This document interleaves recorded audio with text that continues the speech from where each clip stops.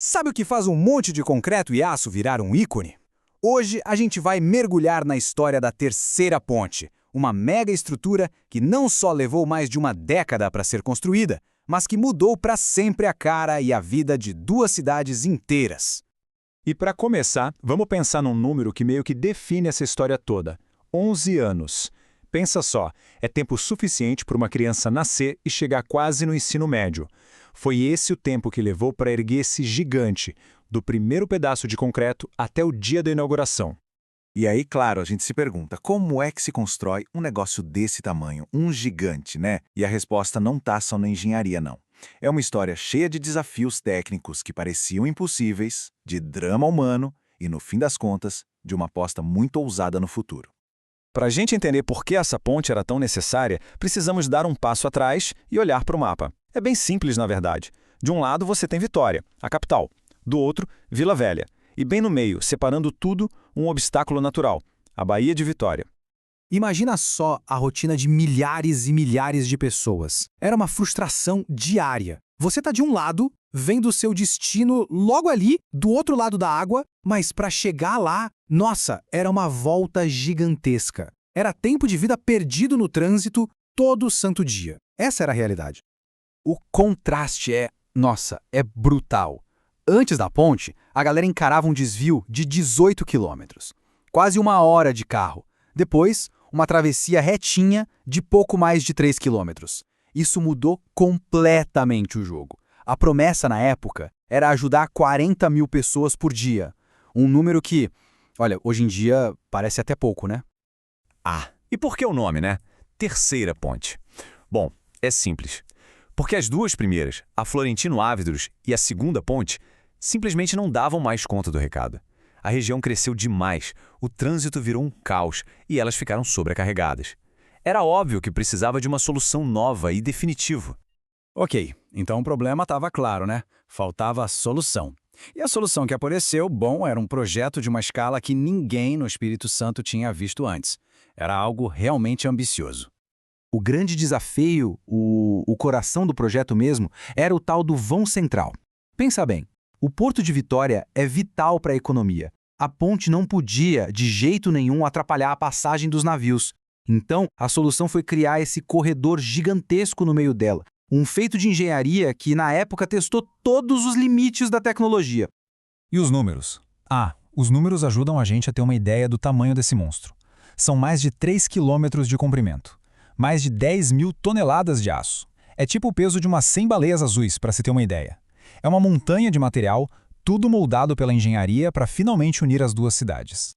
Beleza, projeto no papel, tudo lindo. Mas aí veio a parte mais complicada, né? Tirar tudo isso do papel e transformar em realidade. E essa jornada, como a gente já viu, durou longos 11 anos. Anos de muita inovação, mas também de desafios enormes. Essa linha do tempo aqui mostra bem a montanha-russa que foi essa construção. Começou lá em 78, mas em 85 aconteceu uma tragédia que parou tudo. A obra ficou parada por anos e só ganhou um novo fôlego em 88, quando conseguiram o financiamento. Aí foi uma corrida contra o tempo para inaugurar no ano seguinte. E aqui está uma das partes mais geniais da engenharia da ponte. Como construir sobre a água sem colocar pilares de apoio embaixo, usando esse método de balanços sucessivos. Funciona assim, eles construíam a ponte a partir dos pilares principais, avançando um pedacinho para cada lado ao mesmo tempo, como se fosse uma gangorra gigante crescendo dos dois lados até se encontrarem lá no meio. Genial, né? Agora, a gente precisa voltar para aquele número, 11. Só que dessa vez o significado é bem mais pesado. Pois é, 11 acidentes fatais aconteceram durante a construção. É um lembrete muito duro do custo humano que existe por trás dessas obras gigantescas. Cada viga, cada pilar, tudo isso carrega também a memória desses trabalhadores. E justamente por isso, para honrar essa memória, é fundamental a gente reconhecer o tamanho do esforço humano aqui. Foram mais de 7.600 pessoas envolvidas na obra, um verdadeiro exército de gente que fez esse projeto virar realidade. E o custo? Bom, quanto custou para levantar esse gigante? O valor final chegou a 221 milhões de cruzeiros, que era uma fortuna na época. Foi um acordo financeiro bem complexo, lá em 1988, que misturou dinheiro público e empréstimos para finalmente conseguir terminar a obra. Ok, a ponte ficou pronta. E aí, qual foi o impacto dela? Porque o legado de uma obra como essa vai muito, mas muito além de só ligar um ponto A a um ponto B. O impacto foi uma revolução. Imediato. A ponte não ligou só ruas, ela ligou destinos. O turismo no estado explodiu. Bairros como a Praia da Costa, em Vila Velha, tiveram um boom imobiliário que ninguém imaginava. A ponte deixou de ser só uma estrutura e virou a cara do estado, né? O principal cartão postal, o símbolo que finalmente uniu a Grande Vitória. E a ponte se mostrou tão importante, mas tão importante, que ela mesma teve que crescer. O projeto original tinha 4 pistas, mas logo viram que não era suficiente para o tanto de carro que ela mesma atraiu. Por isso, mais tarde, ela foi ampliada para 6 pistas, o que só prova o quanto ela continua sendo essencial. E claro, a tecnologia de segurança também foi evoluindo junto. Lá no alto tem um aparelhinho super tecnológico, um anemômetro, que funciona como um sentinela do vento.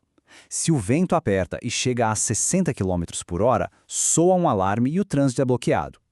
É a tecnologia de hoje garantindo que a travessia seja sempre segura.